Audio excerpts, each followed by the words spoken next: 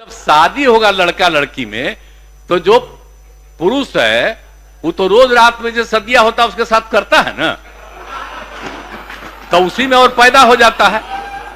और लड़की पढ़ लेती है तो हमको मालूम था कि वो करेगा ठीक है, लेकिन अंतिम में भीतर मत घुसाओ, उसको बाहर कर दो।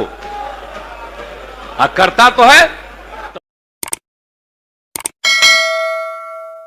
बिहार के मंत्री के द्वारा ऐसे कुछ शब्दों का प्रयोग हुआ, वो व्यक्ति कोई भी हो, जब हमारे भारत की संस्कृति पर और सनातन धर्म पर आघात होगा तो अपना बाप भी होगा तो नहीं छोड़ने वाला। क्योंकि सनातन धर्म और संस्कृति किसी की जागीर नहीं है ना।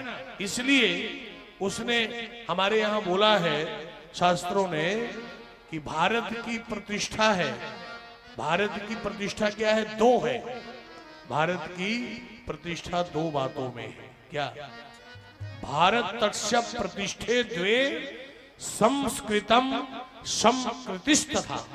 ये भारत की प्रतिष्ठा है और इस प्रतिष्ठा पर अगर कोई आंख उठावे तो गोस्वामी जी ने कहा है कि अगर आपके जीवन की प्रतिष्ठा पर, सम्मान पर, स्वामी पर, संस्कृति पर और धर्म पर यदि कोई आंख दिखावे तो उसका आंख फोड़ लेना चाहिए, है ना। और अगर कोई उसके ऊपर जिह्वा से अगर अभद्र टिप्पणी करता है तो उसकी जिह्वा को निकाल लेना चाहिए, काट देना चाहिए उसकी जिह्वा को, है ना। गोस्वामी जी ने कहा, मैं नहीं कह रहा हूं, गोस्वामी जी ने कहा कि श्रवण, अगर आप जिह्वा को काट नहीं सकते हैं तो अपने कान में अंगुली दे लीजिए। कायरों का काम है ना।